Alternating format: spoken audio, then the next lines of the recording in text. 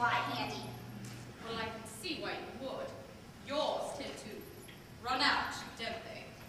Well, I'm sorry, Mrs. Starkweather, but I'm afraid I'm fresh out of spare drugs.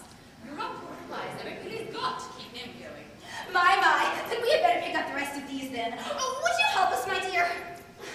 Well, I suppose.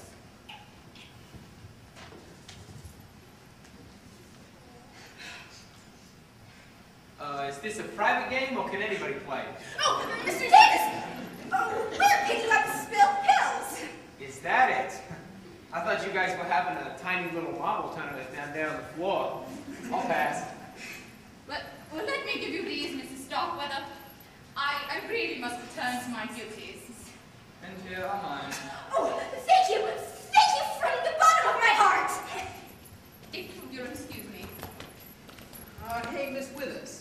How's the boss? Bossy. He sent me for a pitcher of fresh drinking water.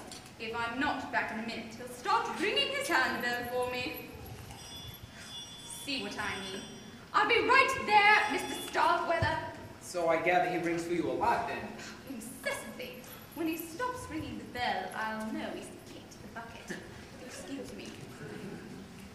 Spoken like a true member of the medical profession, eh? Bensonhurst. What's with the wrench, buddy? You got something I can give you help with? Thank you, sir, but no, it will wait. If you allow me to excuse myself. Yeah. Well! You're up awful late, Mrs. Starkweather. Oh, I couldn't sleep. What about you, Mr. Davis? Oh, I'm a real night owl. Plus, I was kind of hoping Simon would show up. I mean, young Simon. I haven't had a chance to meet him yet. Oh, he's a sweet boy. I do hope he's all right, the rain and all. Yeah, it was pretty bad out there earlier. He might have had to pull out the road and let it pass.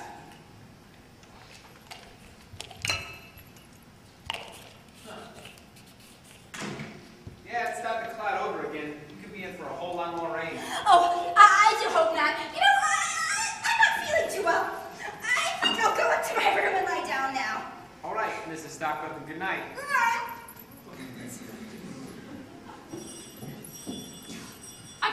I'm coming, Mr. Starkweather.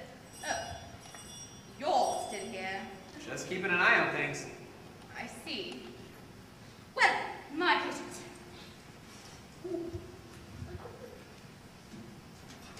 You're up too, Mr. Davis?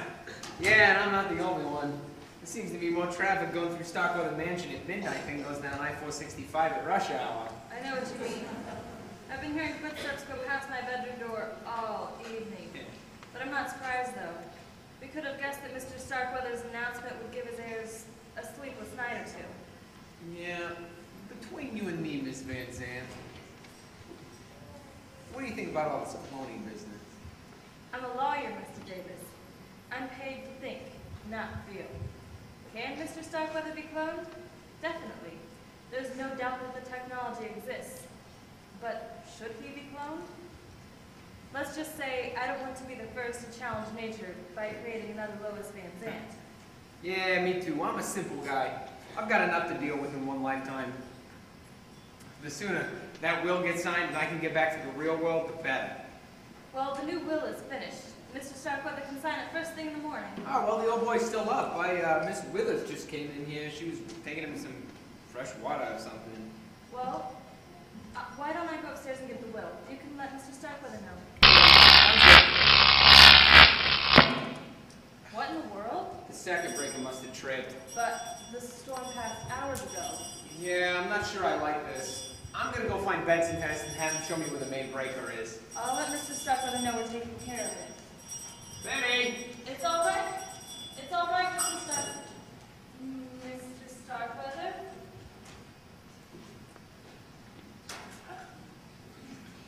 Hello? Is anybody here? Mrs. Trent? Bensonhurst? Withers? Kathy? Anybody? I think there's something wrong with Mr. Starkweather. I don't know where that nurse is. Oh no! He hasn't signed the will yet, has he? No, perhaps he just fainted. We need light. Mr. Davis is going to turn the light. What happened? Oh, someone struck.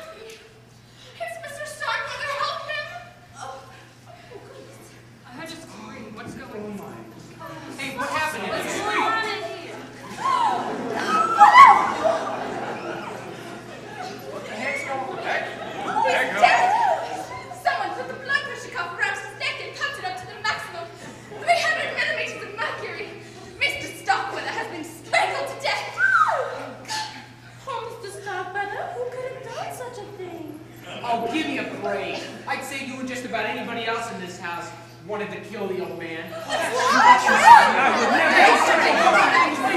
everybody, quiet down. Let me look at the body.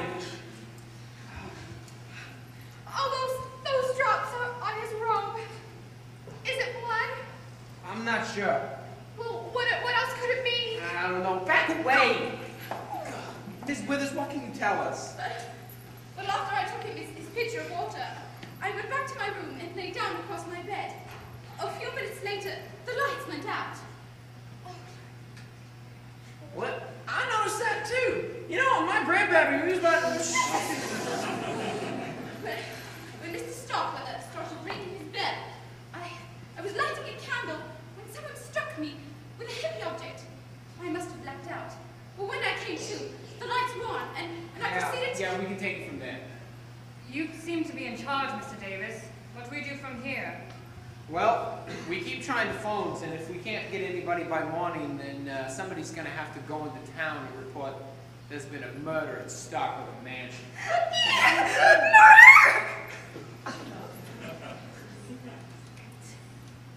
Well, maybe the old boy did himself in. Well, then again, maybe not. Hey, young Mr. Simon, you made it. And boy, do we have a surprise for you.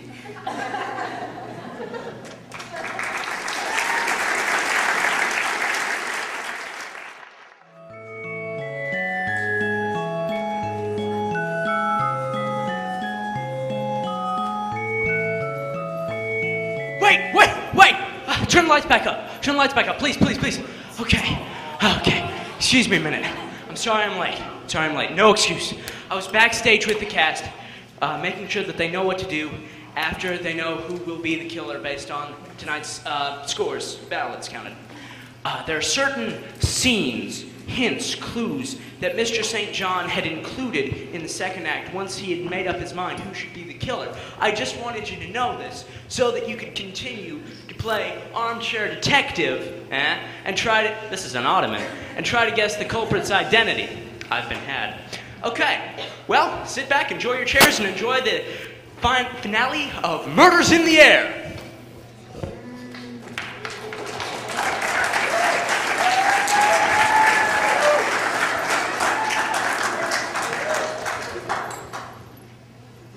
Dead. I can't believe grandfather is dead. Well, he is, Cousin Simon. He's the deadest person I ever saw. Funny you should say that. Bensonhurst and I were just discussing the degrees of dead earlier, and Mother, please. And he was murdered. There's no doubt about it. You saw the body. Poor grandfather. If I got here sooner, maybe... Wait a minute. How do we know you didn't get here sooner? What? Yeah, you could have gotten here early, parked your car out of sight, snuck into the house, and killed the lights moments before you murdered Simon Starkweather. That's ridiculous. Why would I kill him? I'd say a third of a $50 billion fortune is a pretty good reason to knock somebody off. If Mr. Starkweather had signed that new will... But I didn't know about the new will. I wasn't here when grandfather revealed that crazy cloning scheme that you told me about. Hey, it would have been easy enough to sit behind the French doors and eavesdrop in on the conversation. But why would I hide? I was expected here. I told you what happened. Why don't you tell me again? All right. Well, I had to creep at a snail's pace on that long country road from town. Rain was lashing the windshield so hard that I could barely see well enough to drive. Wind was snapping branches off the trees and flinging them against my car. It was like driving through a hurricane.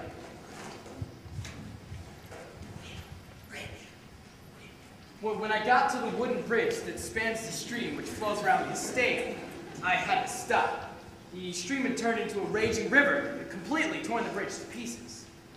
But luckily, I remembered a place about a mile or so from there where a tree had fallen across the stream years ago. I used to plow it when I was a kid. I managed to walk across it, even though the rising water nearly covered the truck. Apparently, I got here just after grandfather was, well, murdered. That's a good story, but I think it sounds rehearsed. Not nearly enough, Phil. It's the truth, I swear it.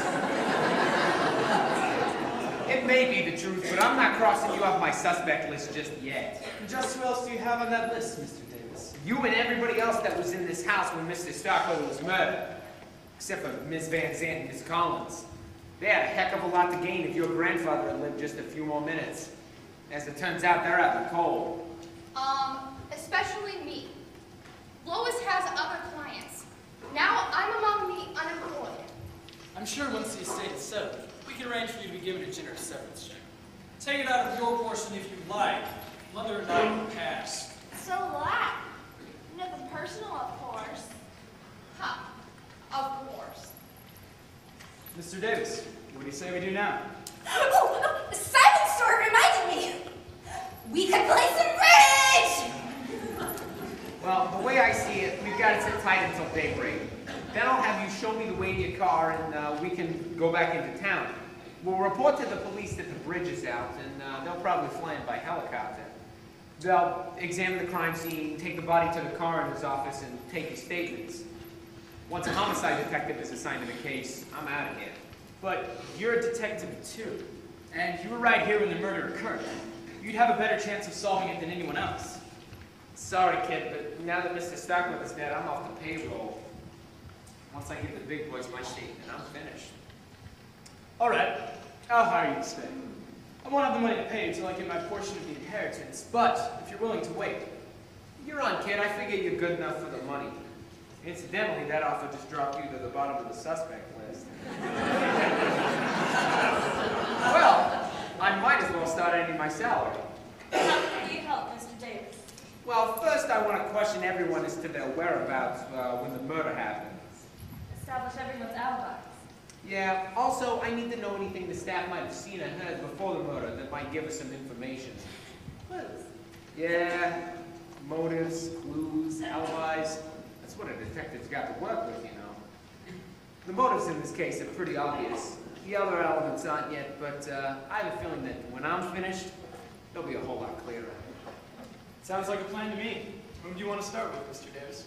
Well, since you're paying the freight, why don't you call me Jack? How about you, Miss Thompson? Would you like to be first? Well, I'm awfully tired, but if I have to... You don't have to, Paula. None of us do. What do you mean, dear? Mr. Davis isn't a police officer. We don't have to tell him the time of day. You're right, Jordan, but why would you refuse to cooperate? Unless you have something to hide. Now, look, Simon, don't you start accusing me of murder unless you can prove it. Hey, come on, the kid's got a point. You want me to tell the police that you were the only one who refused to cooperate? All right, I'll answer your dumb questions. First, I'm going to take Mother to her room. She's getting up in years and she needs her rest. Now, look here, Jordan. I'm not a spring chicken anymore, but I'm not Mrs. Methuselah either. Don't get excited, Mother. Are you okay? Do you need you to tell us? No, but if I did, there's probably still 1 or 2 pills left under the sofa. You see, I had a little accident with my full month earlier. I don't really doubt kind of addicted, and I can take it. You can call when you're ready for us. Well, I guess you'll want to question everyone in private. Yeah. You can wait with me in my room if you'd like, Kathy. I want to go over the old will since it will remain the official one. Sure, Lois. Excuse us. I'd like to stay. Since I wasn't here earlier, I think hearing everybody else's side of the story would help me get a clearer picture of what happened tonight at Starkweather Mansion. You're the boss now. I'm especially interested in what happened between the time Mr. Starkweather announced he was changing his will and when he was murdered. How long was that? Couple hours. So, Miss Thompson, can you tell us anything that happened in that time frame that might help us? Well, I was very disappointed by Greta Simon's announcement, as you might well imagine. I mean, I could understand why I might want to close